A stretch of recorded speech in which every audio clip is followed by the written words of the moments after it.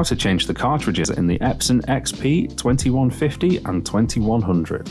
First, switch on the printer. If you can see the ink drop icon lit up on the front of the printer, then this means one or more of your cartridges is empty and will need to be replaced. Open the printer using the tabs on the sides of the printer. Press the downward arrow button. The ink carriage will then move across and stop behind the arrow. This arrow will indicate which one of the cartridges needs replacing. Now, before removing the empty cartridge, you will need to press the downward arrow once more. This will make the carriage move across into the cartridge replacement position. You can now remove the empty cartridges and install new ones.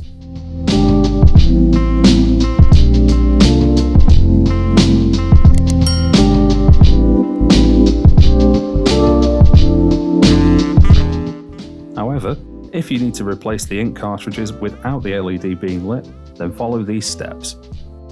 Press and hold the downward arrow for 10 seconds. The ink carriage will now move into the cartridge replacement position, and you can now replace whichever ink cartridges you want. When you have replaced the cartridge, then press the downward arrow button once more, and the carriage will move back into place.